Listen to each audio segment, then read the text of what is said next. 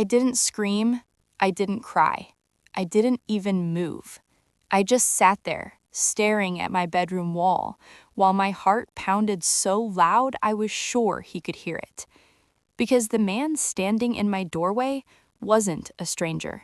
He wasn't some random creep. He was my stepdad. And in one quiet conversation, he turned my home into the most unsafe place I'd ever known. Hey everyone, before I start, I just want to say this isn't easy for me to talk about. I'm sharing this story because silence almost destroyed me. And maybe someone watching this needs to hear that they're not crazy and they're not alone. This happened when I was 18 years old, and it changed my family forever. At the time, my life was painfully normal. I was 18, doing online school from home. No prom, no campus, no senior year memories, just a laptop on my bed and headphones in my ears. Every day, I babysat my little sister. My mom would leave early for work, and my stepdad worked from home, so it was always the three of us in the house. And honestly, I never liked him. I couldn't explain it when I was younger, but something about him always felt off. Not loud, not aggressive, just wrong. When I was around 13 or 14, I started noticing things. The way his eyes followed me when I walked past, the way he suddenly showed up in rooms I was in, just grabbing something, the way he commented on how fast I was growing up. I told myself I was imagining it. I told myself I was being dramatic, because who wants to believe something like that? So I stayed quiet. The morning everything changed started like any other. I was in my room, half awake, scrolling on my phone. My little sister was watching cartoons in the living room. Then there was a knock. He walked into my room, and immediately something felt off. He smiled in a way I'd never seen before, soft, almost nervous. Then he said, "You know, you're like a real daughter to me."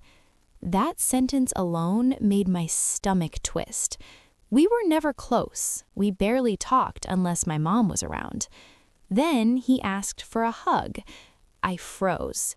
Every instinct in my body told me no, but I didn't want to make things awkward.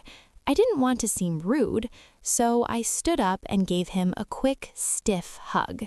I pulled away immediately. He didn't. He held on just a second longer than normal, and that was the moment I knew something was wrong. After he left, I sat on my bed replaying it over and over. I tried to convince myself it was nothing, just a weird moment, just me overthinking.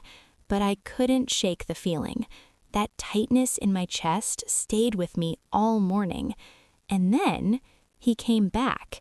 This time, he didn't knock. He walked in and closed the door behind him. My heart dropped into my stomach. He stood there, shifting his weight, like he was nervous. Then he said, "I need to tell you something." I didn't respond. He told me to promise not to tell anyone. That's when fear took over. Then he said it. He said he felt attracted to me, not in a loud way, not in a threatening way, in a quiet, calm voice, like he was confessing a secret. He told me to ignore it if I ever noticed him looking at me. I felt sick. My body went numb, my thoughts scattered, and suddenly every weird look from the past made sense. After he left, I locked my door and slid down to the floor. I realized something terrifying. This wasn't new. This wasn't sudden. He'd been feeling this way for years, and I had been living under the same roof the whole time. I thought about my mom. She struggled mentally. She was pregnant. She depended on him. I was terrified she wouldn't believe me, or worse, that she would and still do nothing. That night, I barely slept. Every sound in the house made my heart race. I didn't feel safe anymore. By morning, I knew I had two options: stay silent or tell the truth and risk everything falling apart. That morning didn't feel real. I woke up exhausted, even though I barely slept. My eyes burned, my head hurt. My body felt like it was carrying a secret too heavy to hold. I could hear my mom in the kitchen, moving around like any other day, coffee brewing, cabinets opening, normal sounds, from a life that was about to shatter. I sat on my bed, staring at my hands. I kept thinking, what if she doesn't believe me? What if she gets angry at me instead?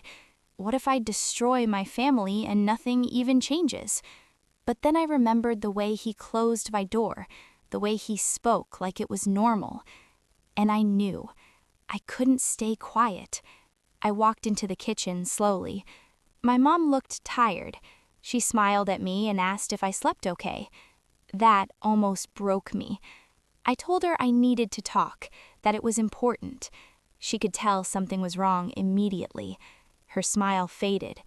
She sat down. My hands were shaking so badly I had to sit too. And then I told her. At first, the words wouldn't come out. My throat felt tight, like it was closing. My heart was racing. So I started small. I told her he'd said something inappropriate to me. Her face changed instantly. I told her about the hug, about the way he'd been acting for years, about how uncomfortable I'd always felt. And then I told her what he said in my room, that he was attracted to me. There was a long silence, the kind of silence that feels loud. For a moment, I thought I'd lost her. She just stared at the table. I watched her hands curl into fists. I watched her breathing change. I braced myself for anger, for denial, for blame. But instead, she started crying. Not quietly. She cried like something inside her had snapped. She looked up at me and said something I'll never forget. I believe you. I felt like I could finally breathe again. She apologized, over and over, for not seeing it, for not protecting me. And in that moment, I realized how scared she must have been too. She didn't wait. She called him into the room immediately. I didn't want to be there, but she asked me to stay. He walked in confused, annoyed even, until she told him what I'd said. His face went pale. He tried to laugh it off at first, tried to say it was misunderstood. Then he tried to blame me, said I was sensitive, that I'd taken it the wrong way. That's when my mom stood up. She told him to leave. Not tomorrow, not later, now. He argued, raised his voice, tried to twist the story. But it didn't matter. For the first time, he had no power. He packed a bag in silence. I stayed in my room, door locked, heart pounding. And then, he was gone. I thought I'd feel relief immediately, but instead I felt numb. My mom hugged me tightly. My little sister didn't understand what was happening, only that we were leaving the house. We packed overnight bags and went to my aunt's place. I slept on a couch that night, with the lights on. By the next day, the whole family knew. Phones kept buzzing, messages kept coming. Some people were supportive, some were shocked. Some didn't know what to say at all. I hated that my story wasn't private anymore, but I also wasn't alone. In the quiet moments, everything hit me at once. The years of weird looks, the moments I ignored, the feeling that something was wrong. I realized how much I'd blamed myself for his behavior, and how wrong that was. I don't know what will happen to him. I don't know what my family will look like after this. But I do know this. I spoke up. I protected myself and my sister. And even though it was terrifying, I'd do it again. The days after everything happened felt unreal, like I was watching my life from outside my body. I was staying at my aunt's house with my little sister. Different walls, different smells, a different kind of silence. At night, when everyone else slept, my mind wouldn't stop. I kept replaying everything, not just what he said, but every moment I ignored before that. I started blaming myself for not speaking up sooner, for doubting my instincts, for thinking maybe I had imagined it all. Then one night, my aunt sat next to me on the couch. She told me something that changed everything. She said, "You were a child. It was never your responsibility to protect adults from their own behavior." And for the first time, I believed it.